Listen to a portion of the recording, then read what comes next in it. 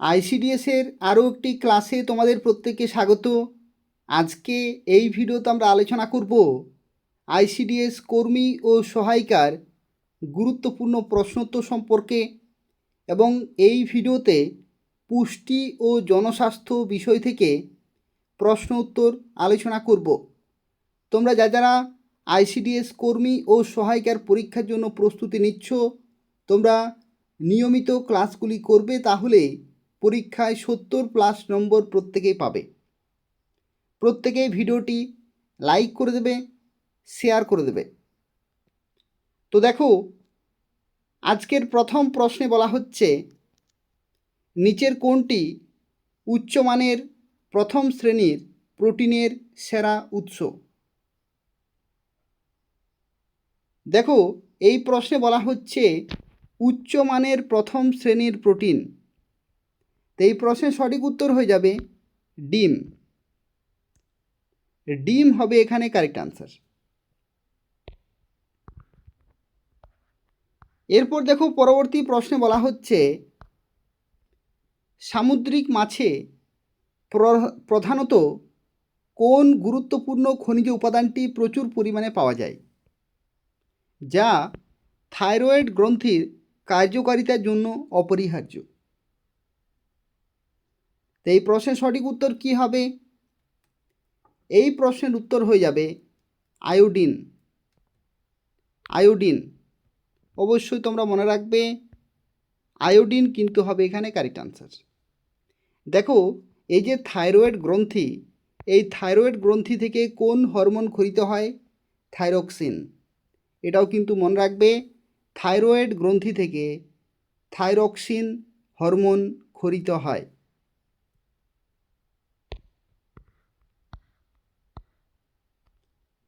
এরপর দেখো, পরবর্তী প্রশ্ন, নিচের কোন ভিটামিনটি কেবলমাত্র প্রাণীজ বা আমিষ জাতীয় খাবারে পাওয়া যায়, উদ্ভিজ্জ খাবারে স্বাভাবিকভাবে থাকে না?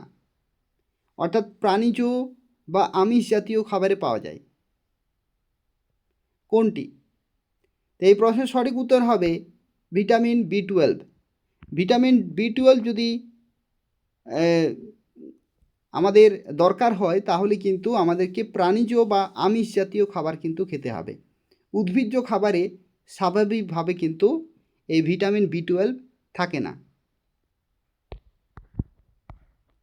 পরবর্তী প্রশ্ন, ইলিশ বা রুই মাছের তেলে কোন ফ্যাটি অ্যাসিড থাকে যা হৃদরোগের ঝুঁকি কমাতে সাহায্য করে? অর্থাৎ যে হৃদরোগ, সেই হৃদরোগের ঝুঁকি কমাতে সাহায্য করে এরকম একটি ফ্যাটি অ্যাসিড, যেটা ইলিশ মাছ বা রুই মাছের তেলে পাওয়া যায়, কি হবে? তো দেখো, এই প্রশ্নের সঠিক উত্তর হয়ে যাবে omega-3 fatty acid. Omega-3 fatty acid এটা কিন্তু হৃদরোগের ঝুঁকি কমিয়ে দেয়, এবং এটা পাওয়া যায় ইলিশ মাছে বা রুই মাছে তেলে। পরবর্তী প্রশ্ন, মুরগির লিভার বা কলিজা নিচের কোন পুষ্টি উপাদানের একটি অত্যন্ত সমৃদ্ধ উৎস? মুরগির লিভার বা কলিজা নিচের কোন পুষ্টি উপাদানের একটি অত্যন্ত সমৃদ্ধ উৎস? এটা সঠিক উত্তর হয়ে যাবে আয়রন এবং ভিটামিন এ। আয়রন এবং ভিটামিন এ। ভিটামিন এ এর অভাবে কী রোগ হয়? রাতকানা, অন্ধত্ব রোগ হয়। গাজর, পালং শাক এই সমস্ত খাবারে, অর্থাৎ উদ্ভিজ্জ খাবারে কিন্তু প্রচুর পরিমাণে পাওয়া যায় ভিটামিন এ। এরপর দেখো, ডিমের সাদা অংশে প্রধানত কোন প্রোটিনটি থাকে? ডিমের সাদা অংশে প্রধানত কোন প্রোটিনটি থাকে? তো এই প্রশ্নের সঠিক উত্তর হয়ে যাবে অ্যালবুমিন। অ্যালবুমিন থাকে ডিমের সাদা অংশে। পরের প্রশ্ন, লাল মাংস বা রেড মিট, যেমন গরু বা খাসির মাংস, অতিরিক্ত খেলে শরীরে কোন উপাদানের মাত্রা বেড়ে রক্তনালী ব্লক হওয়ার ঝুঁকি কিন্তু বাড়ে। ঠিক আছে, রক্তনালী ব্লক হয়ে যাবে, মৃত্যু পর্যন্ত কিন্তু হতে পারে। গরু বা খাসির মাংসে অর্থাৎ রেড মিট বা লাল মাংসে কোন উপাদান মাত্রা কিন্তু বেড়ে গেলে রক্তনালী ব্লক হওয়ার ঝুঁকি বাড়ে? এই প্রশ্নের সঠিক উত্তর হবে, তোমরা অবশ্যই মনে রাখবে, এলডিএল কোলেস্টেরল। এলডিএল কোলেস্টেরল, এটা অবশ্যই তোমরা কিন্তু মনে রাখবে। এটা কিন্তু অতিরিক্ত পরিমাণে যদি রেড মিট খাওয়া হয় তাহলে এই উপাদানের মাত্রা বেড়ে গিয়ে রক্তনালী ব্লক হওয়ার ঝুঁকি কিন্তু বাড়ে, হঠাৎ করে মৃত্যু পর্যন্ত কিন্তু হতে পারে। পরবর্তী প্রশ্ন, দুধ ও দুগ্ধজাত খাবার বাদ দিলে কাঁটাযুক্ত ছোট মাছে কোন খনিজ উপাদানটি সবচেয়ে বেশি থাকে যা হাড় ও দাঁত মজবুত করে? কি হবে কারেক্ট আনসার? তো দেখো, এই প্রশ্নের কারেক্ট আনসার আশা করি তোমরা প্রত্যেকে পারবে। এখানে দেখো কি বলা হয়েছে, যে হাড় ও দাঁত মজবুত করতে, তাহলে ক্যালসিয়াম। ক্যালসিয়াম হবে এখানে কারেক্ট আনসার। পরবর্তী প্রশ্ন, আমাদের শরীরে প্রোটিন তৈরি করার জন্য কয়টি অত্যাবশ্যকীয় অ্যামাইনো অ্যাসিড প্রয়োজন যা প্রায় সব আমিষ খাবারে উপস্থিত থাকে?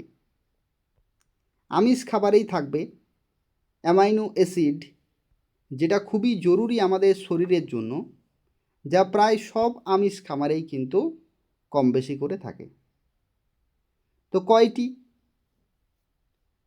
এটার কারেক্ট আনসার হয়ে যাবে 9টি, যা কিন্তু সব ধরনের আমিষ খাবারেই কম বেশি করে উপস্থিত থাকে, এবং যেটা অর্থাৎ অ্যামাইনো অ্যাসিড, এটা অত্যাবশ্যকীয় একটা উপাদান আমাদের শরীরের।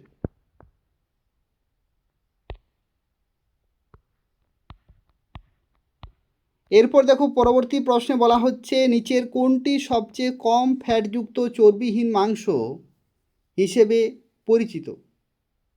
কম ফ্যাটযুক্ত চর্বিহীন মাংস কি হবে? এটার কারেক্ট আনসার হয়ে যাবে চামড়া ছাড়া মুরগির বুকের মাংস। চামড়া ছাড়া মুরগির বুকের মাংস কিন্তু কম ফ্যাটযুক্ত চর্বিহীন মাংস।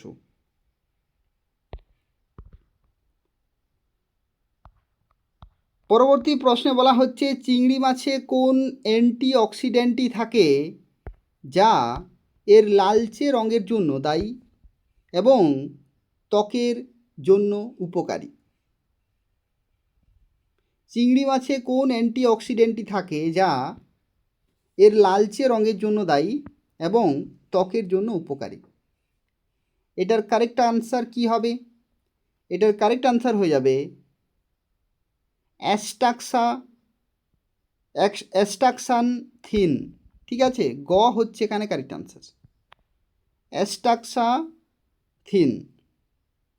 চিংড়ি মাছের কোন অ্যান্টিঅক্সিডেন্টটি? তো গ হচ্ছে এখানে কারেক্ট আনসার।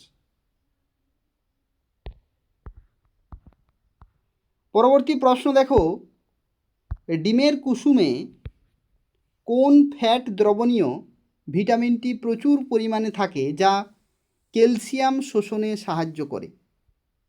অর্থাৎ ফ্যাটে দ্রবণীয় ভিটামিনের কথা কিন্তু বলা হয়েছে। কি হবে কারেক্ট আনসার? দেখো, এটা সঠিক উত্তর হয়ে যাবে ভিটামিন ডি। ভিটামিন ডি হবে এখানে কিন্তু কারেক্ট আনসার।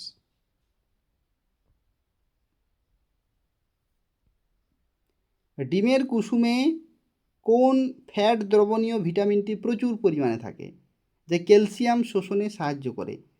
ডিমের কুসুমে প্রচুর পরিমাণে কিন্তু ভিটামিন ডি থাকে। এরপর দেখো, পরবর্তী প্রশ্ন, পশু পাখির মাংসে থাকা আয়রনকে কি বলা হয় যা উদ্ভিজ্জ আয়রনের চেয়ে শরীরে খুব দ্রুত শোষিত হয়? তো এই প্রশ্নের যে সঠিক উত্তর সেটা হচ্ছে হিমো আয়রন। হিমো আয়রন অর্থাৎ অপশন খ হচ্ছে এখানে কারেক্ট আনসার। পরবর্তী প্রশ্নে বলা হচ্ছে, দেখো মাছের মাংসপেশিতে কোন প্রোটিনটি থাকার কারণে এটি স্তন্যপায়ী প্রাণীর মাংসের চেয়ে অনেক নরম এবং সহজে হজম হয়। তো দেখো এই প্রশ্নের সঠিক উত্তর হয়ে যাবে কোলাজেন ও ইলাস্টিন কম পরিমাণে কিন্তু থাকে, অর্থাৎ ক হচ্ছে এখানে কারেক্ট আনসার। এরপর দেখো পরের প্রশ্নে চলে যাচ্ছি, নিচের কোন আমিষ খাবারটিতে জিঙ্ক এর পরিমাণ সবচেয়ে বেশি থাকে যা শরীরের রোগ প্রতিরোধ ক্ষমতা বাড়ায়? জিঙ্কের পরিমাণ সবচেয়ে বেশি থাকে যা শরীরের রোগ প্রতিরোধ ক্ষমতা কিন্তু বাড়ায়, অর্থাৎ শরীরে বিভিন্ন রোগ আক্রমণ করতে পারে না খুব সহজে রোগ জীবাণু। এটার কারেক্ট আনসার হয়ে যাবে ঝিনুক বা শামুক জাতীয় সামুদ্রিক খাবার। এটা কিন্তু খুবই গুরুত্বপূর্ণ একটি খাবার যেটা খাওয়া দরকার, কারণ এই যে আমিষ জাতীয় খাবার, এই খাবারে জিঙ্কের পরিমাণ অনেক বেশি থাকে, যা কিন্তু আমাদের শরীরের জন্য খুবই গুরুত্বপূর্ণ। কারণ এই সমস্ত খাবার যদি মাঝে মধ্যে বা রেগুলারলি খাওয়া হয় তাহলে বিভিন্ন রোগ কিন্তু শরীরে প্রবেশ করতে পারবে না, শরীর রোগ মুক্ত থাকবে, অর্থাৎ শরীরের রোগ প্রতিরোধ ক্ষমতা কিন্তু অনেকটা বেড়ে যায়। পরবর্তী প্রশ্ন, গর্ভবতী মায়েদের জন্য সামুদ্রিক মাছ খাওয়া কেন জরুরি? এতে কোন উপাদানটি থাকে যা শিশুর মস্তিষ্কের বিকাশে সাহায্য করে? কি হবে কারেক্ট আনসার? খুবই গুরুত্বপূর্ণ একটি প্রশ্ন। দেখো এখানে তোমরা মনে রাখবে এটা হচ্ছে ডিএইচএ। ডিএইচএ গর্ভবতী মায়েদের জন্য সামুদ্রিক মাছ খাওয়া কেন জরুরি? কারণ ডিএইচএ থাকে যা শিশুর মস্তিষ্কের বিকাশে কিন্তু সাহায্য করে, ব্রেন ডেভেলপমেন্ট হয় খুব তাড়াতাড়ি।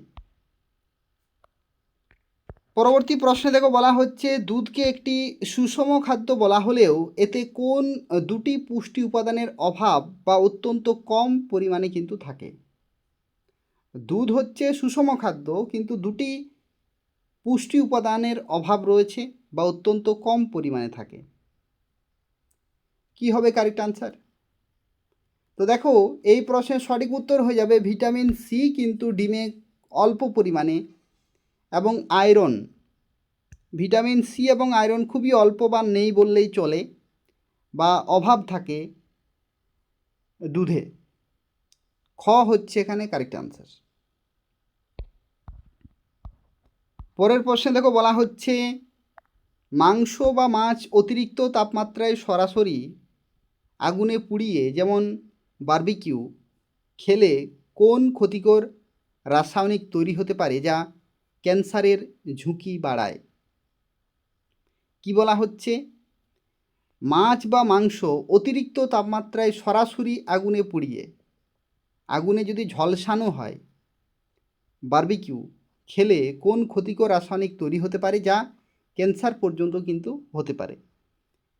তো দেখো এই প্রশ্নের সঠিক উত্তর হয়ে যাবে এইচসিএ। এইচসিএ অর্থাৎ হেটেরোসাইক্লিক অ্যামাইন্স।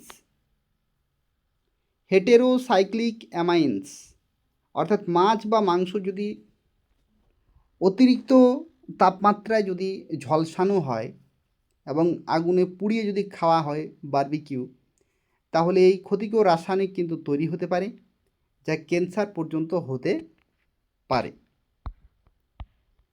পরের প্রশ্নে দেখো বলা হচ্ছে, ডিমের কুসুমে কোন ফসফোলিপিড বা চর্বি জাতীয় উপাদানটি থাকে যা মস্তিষ্কের কোষ গঠনে এবং স্মৃতিশক্তি উন্নত করতে সাহায্য করে? এই জন্য ডিম খাওয়া কিন্তু জরুরি।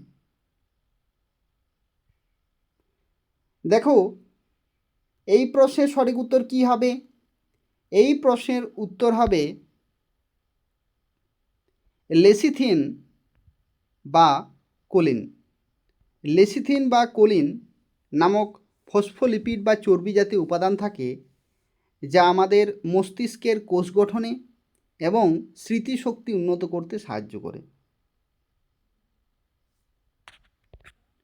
পরবর্তী প্রশ্ন, হাড়ের স্যুপ বা বোন ব্রথ এ কোন প্রোটিনটি প্রচুর পরিমাণে থাকে, যা আমাদের ত্বক, জয়েন্ট এবং লিগামেন্টের জন্য দারুণ উপকারী?